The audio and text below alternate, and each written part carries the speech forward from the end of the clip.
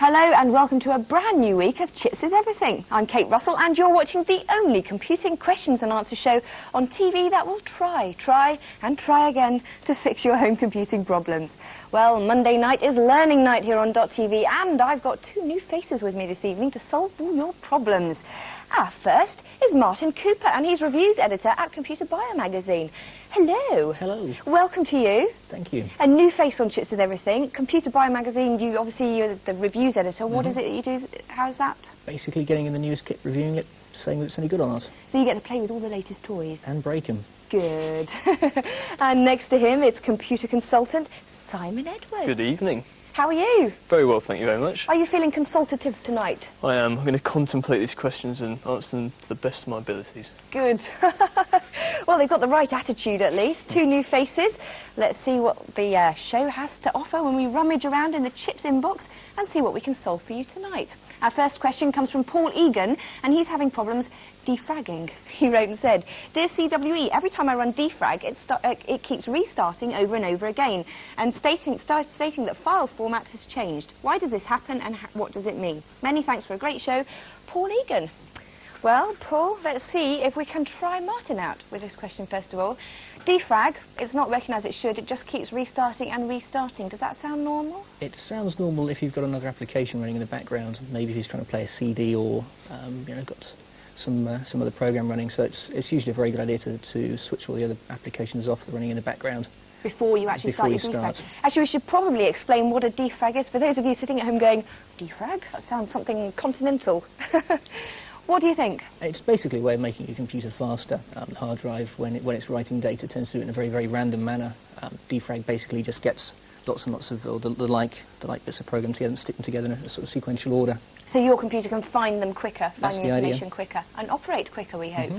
OK, so, Simon, I think it's probably a case of needing to turn everything else off before you start the defrag. Oh yeah, you've definitely got to do that, and it's worth defragging because it does make your computer faster. I think he's definitely wrong what he's saying.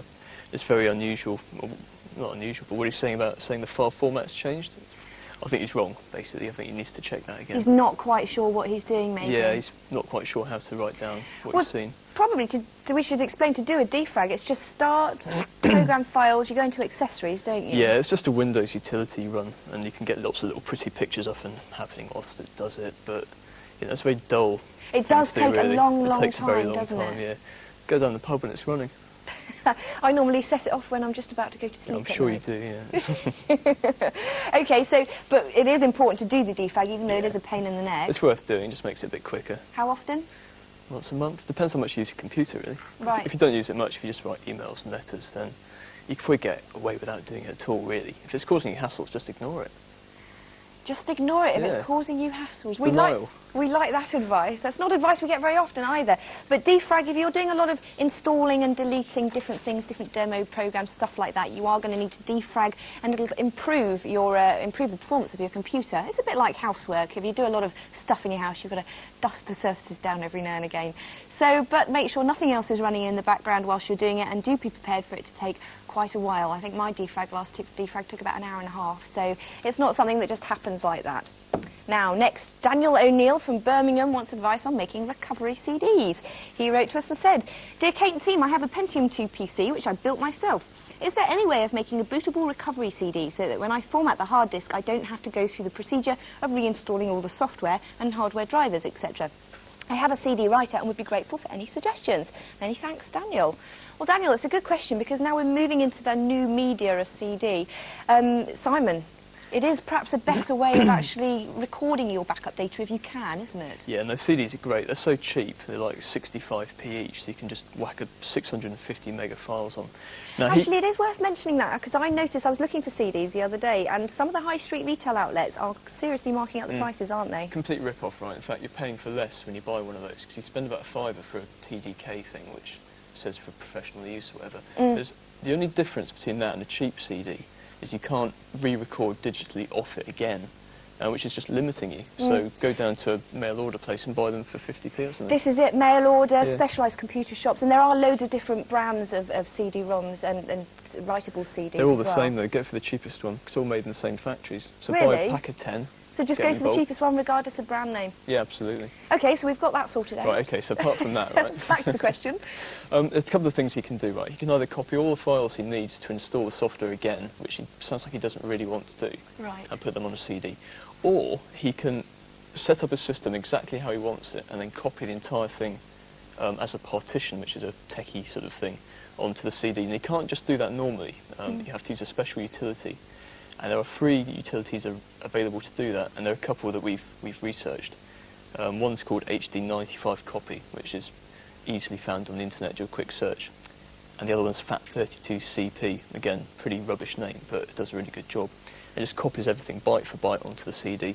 Are you talking about your Windows directory, which No, has no, the... no, this is far more sort of cool than that, if partitioning's cool at all. This actually copies every single byte of the hard disk to the CD, so you can just restore it all without doing any reinstallation at all. So you've got an exact copy of your hard disk Yeah, exactly. on a CD? Yeah, so if he messes it up or installs a rubbish demo, he can just wipe the whole thing out and just Cool. half an hour back on the hard disk. Excellent, we like that. Yeah. What are the name of those utilities again? Oh, HD95 Copy and FAT32CP.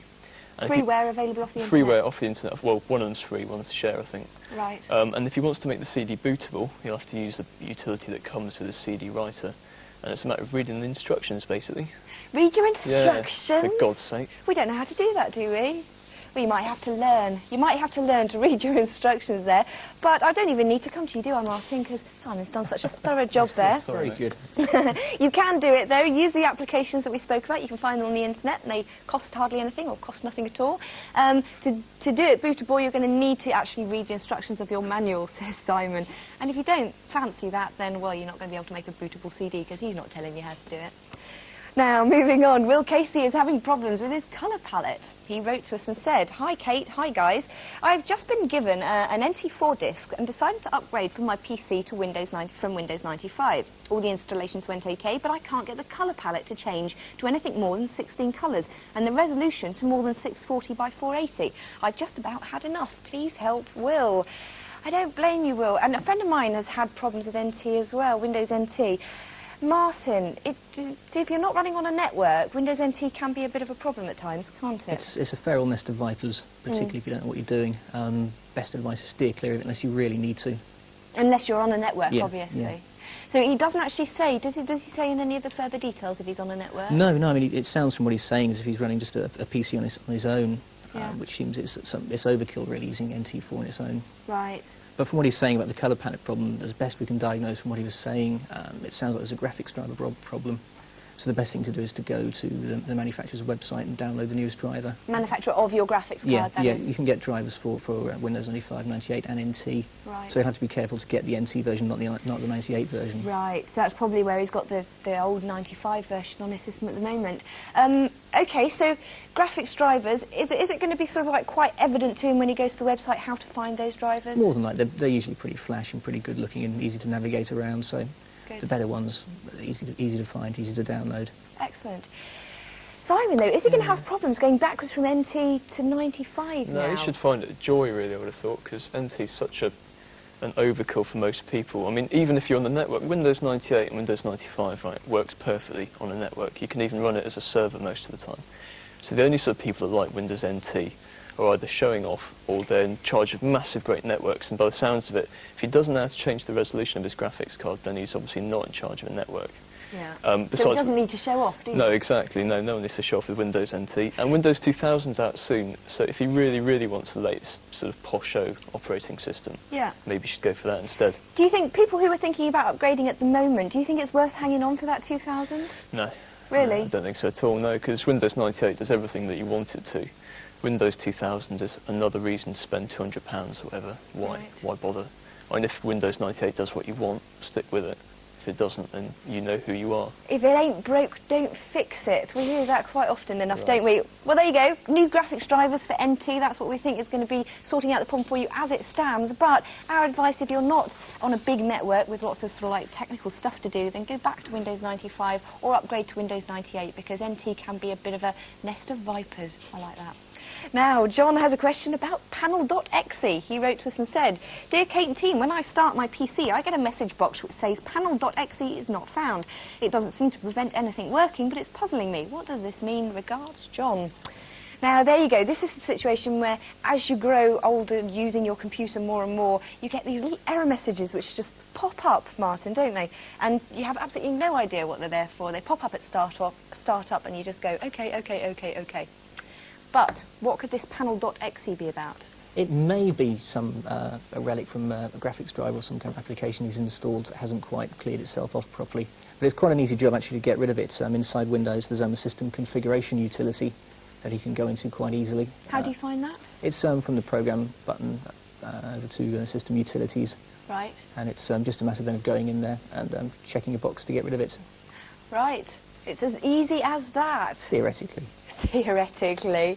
Anything to add, Simon? No, it's top utility. We'll be mentioning that probably over the next few questions, I should think. Really? Or on this show we're going to be... Yeah, probably in the next few as well, I should imagine. Because most problems with Windows that people seem to have are wrong file versions or missing files, or in this case it's a missing file, isn't it? It's looking for something that isn't there. And this does all the checking, and you can tell it not to load things and to load extra stuff. If you're a bit sad, then you probably think it's quite cool. I'll tell you what, though, it is worth saying as well to people, when you're installing and uninstalling software, particularly demos, cover mounts, things like that, it is wise to do it through the proper procedure within Windows, isn't it? Yeah, there are a couple of ways you can do that on there. You can either go to the add removes program bit or run its own uninstall. Why is routine. it so important to actually do it properly? Well, because Windows makes a lot of... Well, it thinks it knows where everything is, and if you just take it out without telling it, then it tries to do all this automatic loading stuff, and it goes, right, OK, I want panel.exe, that's in a certain place, oh, it's gone, so therefore error message. And it might not be an application that you're using, it's just something that you've had on the system in the past. Yeah, if you delete the files and don't tell it, then it's going to look for it, isn't it? And it's not causing any problem, it's just making you think, oh, horrible messages, a bit annoying. Bit of a pain. Yeah. But there you go, you can follow Martin's instructions. If you missed it, it'll be on our website a little bit later on, so you can check it out there. Now, our last question comes from Brian Marsden in Hebden Bridge in North Yorkshire. His Windows Explorer keeps crashing. He wrote to us and said, "Dear Kate, I have Windows 98, IE5 and Norton Crash Guard installed on my PC. Norton Crash Guard frequently tells me that Windows Explorer has crashed and do I wish to fix the problem, which I elect to do. However, after it's fixed the problem, it doesn't restore the taskbar, and then I check what has caused the crash. It invariably has something to do with the web check DLL. How can I cure this? Yours sincerely, Brian Marsden." He sent a photo in there as well. Thank you for that. Send more photos. I like photos. Right, Martin. This is, according to Microsoft's website anyway, something of a known quantity. Basically, when Cortex or when Clean Sweep installs, it writes a different version of the DLL your viewer was talking about. And IE5 doesn't like this. Right. So the best thing to do is to go to the Cortex website, and there's a patch that you can download that should cure all his ills. Really? What's the patch called? Do we know? That I don't know, but it should again be relatively easy to find. Cortex website. Now, DLL, can we quickly sort of, what is a DLL? Because we hear about them all the time. They're basically just resource files that applications use. It can be used by several applications as well, can't they? Yeah. So, and that's the other thing, when you're uninstalling software too, if it says, do you want to remove a possibly shared DLL, you perhaps shouldn't remove it, should you? It's best to err on the side of caution. It could cause you problems if you're a bit too eager to save space. Yeah. And how big is a DLL? It's only fractions of a... They vary in size, but I mean, again, it's probably best if you're in doubt just to leave it. If in doubt, don't touch it. Would you agree? Yeah. Our old mate Windows Systems thingy utility will come in helpful as well now, because what you can do is run that and it'll look for newer versions. So it'll say, right, OK, this DLL is an old version. Stick in your Windows 98 CD. Oh, incidentally, that only works with Windows 98, that utility, not 95. Right, OK. And it will extract the new one off the CD and overwrite it. Is that similar to Windows Update? Because you can click on that and that goes online, doesn't it? Yeah, and updates all patches. It's kind of similar, but at the same time, this kind of checks every single file on your hard disk, which is pretty useful to do. Windows Update just looks for newer sort of patches, which are slightly different. Right. It's like an update to software rather than replacing old versions. Right. Okay. Does that make sense? Yes, it does. Does it make sense? Of course it does, doesn't it? Hey? OK, so you need to go, for your particular problem there, you're going to need to go to the Cortex website and download the patch that will handle those different DLLs, and that should solve it. Otherwise, follow Simon's advice. You get your system all up to date and running nice and smooth. Then we'll have nothing to do. Perhaps not then. Well, that sadly is all we have time for this evening. Remember, Chips with Everything is your show, so do keep those emails and letters coming in. You can get in touch by email at cwe@sky.tvchannel.co.uk. Alternatively, you can write to us at .tv, PO Box 24121, London SW18 1WN. Please include as much detail as possible, I say it all the time, and if you can attach a photo, that's even better. We can't reply to all the questions personally, but we do read them, honest, and try to feature as many topics as possible on the show. All that remains for me to do is to thank Simon and Martin once again for their top advice. Thank you, both of you. You were brilliant. Thank you both very much. And hopefully you'll come back again, will you? Yeah. Maybe, if you ask. There you have to. We're going to nick their car keys otherwise. Well, I'll be back tomorrow to look at your internet issues. So until then, goodbye.